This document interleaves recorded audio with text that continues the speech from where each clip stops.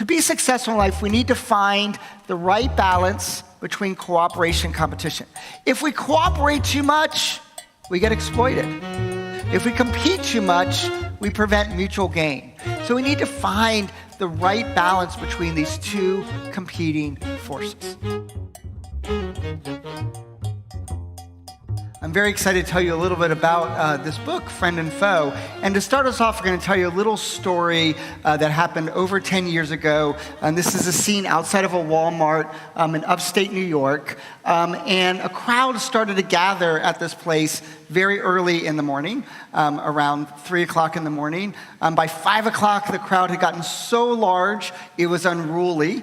Police were brought in, were generally ineffective. At some point, the crowd started chanting, "Tear the doors down, tear the doors down." And they literally tore the door off the hinges. And eventually, they just rushed into this Walmart. Now, the employees tried to form a human shield. Eventually, they scrambled most of them to safety up shelves, but one of the workers was tragically trampled to death. And I think what makes this story both predictable and also not predictable. What makes it predictable, it was driven by one of the most basic driving forces of all of nature, not just human nature, which is scarcity. Walmart had a bunch of sales that day. They had $2,000 TVs down to $200, but they only had 2 of them. And so it was this scarce resource that led these people to go after this. Now, what makes this sort of surprising is the day that it occurred. Now, most of you probably realize and recognize already it occurred on a very famous day called Black Friday. And I think what makes this story remarkable is Black Friday follows very quickly after the most cooperative holiday in the United States. In the United States, more people travel to meet family and friends on Thanksgiving than any other holiday. Its roots, its origins are from a cooperative intention of trying to bring the colonialists and Native Americans together. And yet, in the blink of an eye, people can go from cooperation to competition just like that. Now, raise your hand if you have kids. So there's many of you have kids. There's nothing more cooperative in the world. And here's a picture of my family together. There's nothing more cooperative than raising a child together. But there's also nothing more competitive than 2 parents fighting in the middle of the night over who has to get up and take care of their newborn or their toddlers or their infants. And so even in this incredibly cooperative relationship of parenthood, there's also seeds and incipient forms of competition. Now, raise your hand if you have siblings. So many of you have siblings. Now, we actually have a phrase, sibling love, right? And here's my 2 kids showing both sibling love, but also sibling rivalry, right? And so even within our siblings, we feel this incredible force of competition despite this cooperative foundation. Is there anyone in the room a twin? So we have any twins? We got a twin right there. I'm actually a twin. Now, the tension between cooperation and competition starts in the womb. And in my case, my twin brother kicked my ass in the womb. He was 55% larger than I was when we came out. He was 5.5 pounds, I was 3.5 pounds. So even there we can see that. And then at work, we cooperate to produce projects, but we compete for promotion and raises. Even between firms we see this. We see Samsung and Apple compete in the market for smartphones, and yet they also collaborate in a variety of different ways as these headlines demonstrate. So the key theme of this book, Friend and Foe, is that we are cooperating and competing all the time, often at the same time, with the same people.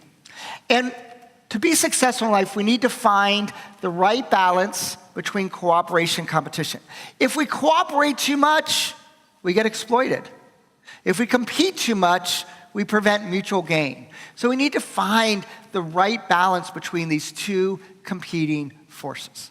And there's one thing that I've been studying the longest in my career, is what my dissertation was based on. I began this research in 1995, almost 25 years ago, is one of the best ways to solve this tension between cooperation and competition is perspective taking. Understanding another person's perspective. Understanding that every relationship has its seeds of competition and cooperation. And I want to tell you a story of perspective-taking success and then an example of perspective-taking failure. Now, here's the success. This is a true story. A man walked into this bank in Watsonville, California, and said, I want $2,000. I'm going to take a bomb I have in my back pocket, and I'm going to blow the bank up. Now, what would most of you do in that situation? Probably give him the money. But the bank manager, she took a step back and took his perspective. And she really listened to what he had to say. And she recognized something interesting, which is that he didn't ask for all the money. He asked for $2,000. So she took a step forward and said, why do you want $2,000? And he said, my best friend's about to be evicted if I don't get him $2,000 by 5 p.m., and I don't want him to be homeless. And she said, oh, you don't want to rob the bank. You want to take out a loan. Why don't you come back to my office? He was literally arrested while he was filling out a loan application, right? So this is a good example of perspective taking. Even in the heat of a crisis, she was able to take his perspective. So perspective taking is incredibly simple. It's just understanding the world from someone else's vantage point, from someone else's perspective. But it's also really hard to do. And here's just one example. We're often constrained by our own vantage point, by our own egocentric perspective. So here's just one really simple example. You see these two people, a guy stranded on land. He sees a boat and he thinks, I'm saved. A boat. Person in the boat who's stranded in the boat sees land, thinks they're saved land. They're both screwed, right, in this particular case. So we're going to do a little perspective-taking exercise right now. I want everyone to raise their dominant hand just like this. Put your finger up, and without thinking, as quickly as possible, draw a capital letter E on your forehead. Just draw a capital letter E on your forehead. Okay. So it turns out that we can draw this E in one of two ways. There is the correct perspective-taking way and the incorrect self-focused way. So here are the two ways. This is the correct other-focused E, and this is the self-focused E. And the reason why this is a test of perspective-taking. Why would you draw an E on your forehead unless you wanted other people to see it as an E? So it requires you to take their perspective and draw this. So I'm going to give you now a series of applications around my book, different chapters essentially that really touch on this. And I'm going to begin by talking about one of the most important animating forces of human nature. Some have likened the word power to the same concept in physics of energy, and talk to you a little bit about how we can understand this. So, remember that E you just drew? Probably the most famous experiment that I ever did was we brought people in the laboratory and we randomly assigned some people to a high power condition. So their power is equal coming in or randomly distributed. Some people were assigned to the high power condition and we told them, you're going to be in charge, you're going to direct another person, you're going to decide their resources. Another group of people were said, you're in the low power condition. Someone else is going to give you resources and direct what you do. Now, before they did an activity together, we put them in separate rooms and we asked them to draw a capital letter E on their forehead. And what we found is that being randomly assigned to a high power role dramatically reduced people's perspective taking. 3 times more likely in the high power condition to draw a self-focused E.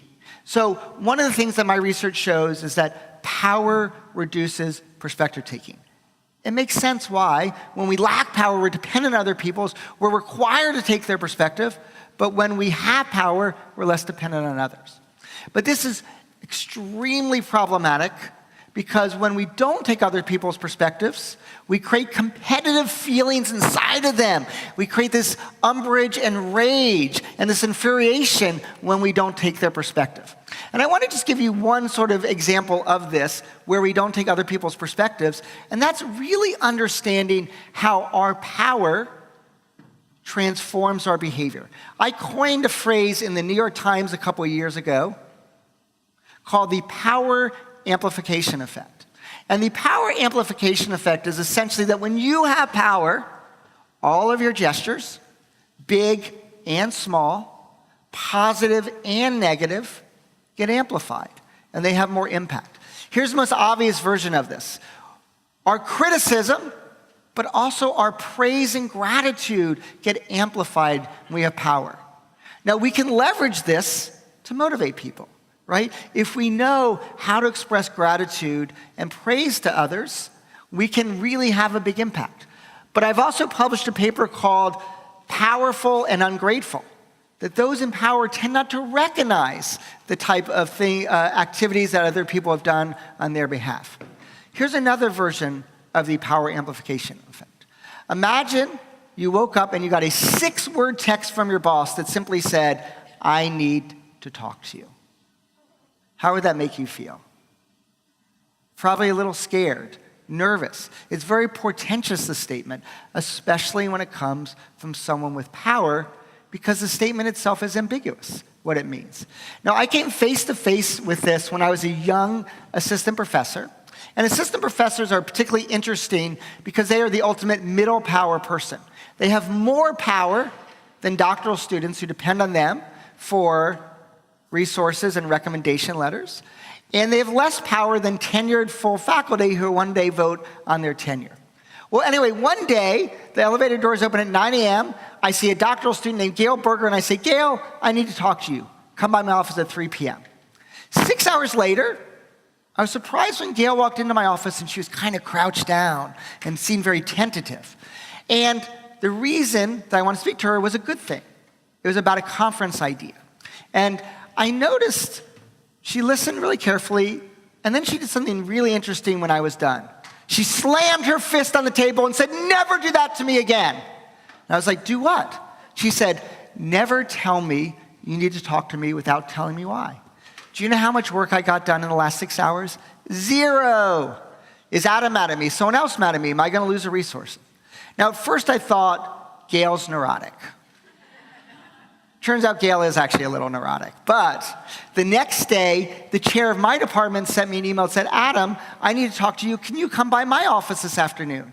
And I walked in crouched down, really nervous, walking into this high-powered room. And I thought a lot about what Gail said. And Gail, I could have just said something different. I could have said, "Gail, I have a great conference idea. Come by my office at 3 p.m.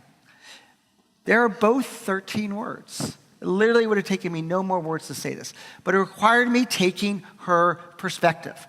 So how do we find the right balance between cooperation and competition with power? Is we have to know how our behavior affects other people. Here's another application, decision-making. Still relates to power. One of the things that my research shows is that power creates something called the low power bind. Those who lack power don't feel comfortable speaking up. Our power silences other people's voices. And here's one quick example of this. Johns Hopkins Hospital created a 5-step sterilization checklist that would eliminate all infections during surgery. The problem was doctors didn't always follow the checklist, and nurses didn't always feel comfortable speaking up when they did so, increasing disaster, potentially. So what we need to do is we need to reduce this low power bind. We need to find ways to help the less powerful speak up. Well, let's go back to the nurse example.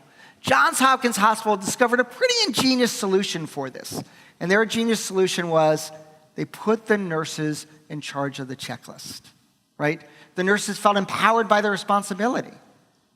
And the doctors did not have any problem reminding the nurses when they skipped one of the checklists. So we can create the right roles and expand the opportunity for people speaking up. Here's another example. IDEO, during their brainstorming sessions, this is a very famous product design firm, they have a simple rule. The rule is no criticism during idea generation. We often think rules constrict us, but in this case, rules really can expand our range of possibilities. And then a final one is how we collect information. Private collection of information frees low-power people to speak up. And we see this also in IDEO. When they evaluate ideas, they do so anonymously. So we can reduce the low-power bind by the right roles, the right rules, and through private voting. Here's another application, negotiations. And this is one that actually works both across high and low power But we face a tension in negotiations between being ambitious and anchoring the negotiation at the very beginning with our first offer in our favor and coming across as flexible to other people. Now, I've created, with some colleagues of mine, a negotiation technique that we have called multiple equivalent simultaneous offers. And the idea is at the very beginning of negotiation, you can be ambitious by pulling the negotiation in your favor by giving people a choice between two first offers. Here's the simplest version. Car salesperson says to someone, I'm going to give you two options. Car for $24,000 and a 5-year warranty, or $23,000 and a 3-year warranty. Now, you've selected these because they are equal value to you, but they may not be equal value to the other side. My research shows two very important things. First, when we offer choice, we come across as more flexible. Second, when we offer choice, these mesos, we get better outcomes than if we just offer a single package offer. So how do we find the balance in negotiations between this competitive action of anchoring, but coming across as cooperative and flexible, is we make ambitious offers that offer choice.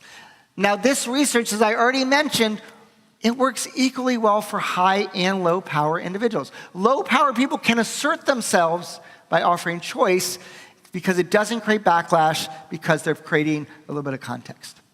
And then I want to give you one final application, which is in the context of diversity, and that there is a fundamental tension between majority groups and minority groups. Often, this is actually tilted in favor of the majority group, the more powerful group. But sometimes we put policies in place that are geared towards the minority group. But you need to find policies that have the right balance between the majority group and the minority group. And here's a very famous finding from researchers at Harvard. They studied many, many years of EOC data and other forms of data, and they found a very startling conclusion, which is that diversity training doesn't always work.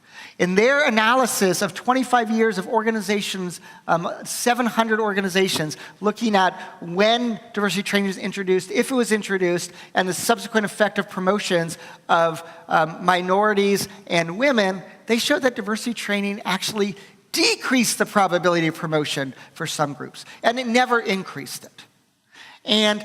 But they also could look at other factors that did make a big difference. And one of those factors was something called mentoring.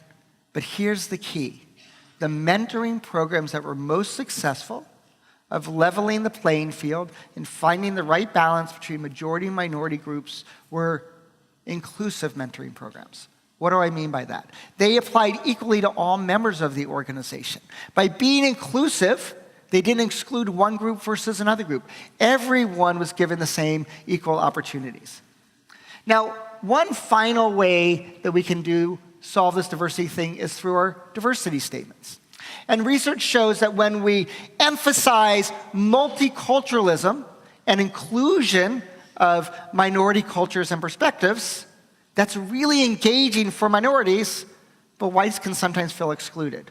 When we take a colorblind, merit-based approach, emphasizing opportunity and the best performers winning out, it makes the majority group members feel included and makes minority members feel excluded. So what my colleagues and I did is, well, what if we just took the combination of those? And so we called a multicultural meritocracy mission statement, where every time we mention increasing diversity, we also mention merit. We can say our commitment to the combination of merit and diversity, workplaces that value differences and seek the most qualified people. And what you can see here is for the work engagement of minorities, underrepresented group members, the multicultural meritocracy had the biggest impact on positively increasing their engagement. But it did so also for whites. And so we can see here is that we can find the right balance between the powerful group and the less powerful group, between cooperation and competition through two things: inclusive mentorship and valuing diversity and merit. So what I've tried to do today is tell you that every relationship, spouses, parents, siblings, coworkers, friends, are marked by fundamental tension between cooperation and competition. It always exists. And our success in life depends on finding the right balance between those two forces. Now, how do we find that right balance? We find that right balance through perspective taking, understanding other people's perspectives. A couple of examples. How does our power amplify our behaviors and affect others? How do we be ambitious in negotiations without creating resistance? How do we help less powerful people speak up? How do we increase diversity and create an inclusive environment that makes everyone feel included? And so I hope that I've given you some insight today for how to do that. Please feel free to reach out to me, stay connected, tweet about this if you like, and thank you all so much. Thank you very much, Adam. Thank you. So let's do a Q&A quickly. Well, it seems to me, Adam, that this is not easy, and you gave us some great tools on how we can manage this issue of cooperation and competition. And it's not easy because, and your examples, I think, illustrated this, especially in the beginning. I mean, we are almost like, it's almost our evolutionary past, this notion of cooperation and competition. What we have to do is, in a way, overcome our basic instinct. Is that how we have to look at it? Yeah, I think so. I mean, I think that we have to also understand that in any competitive relationship, there are still the seeds and roots of cooperation. Another example, I gave you the Thanksgiving Black Friday example where we go from cooperation to competition in a blink of an eye. But you can look at other examples. My favorite one is American-Japanese relationships, right? Pearl Harbor, the massive destruction of 2 nuclear bombs dropped in Japan, but in a very short period of time, Japan and the United States became one of the most important allies. And so we see this process happening all the time. But the key is just recognizing and being aware of those competitive forces, even in supposedly cooperative relationships. Right, and of course, as humans having a neocortex and higher brain functions, we can do that. Let's take some questions here. Gentleman over there.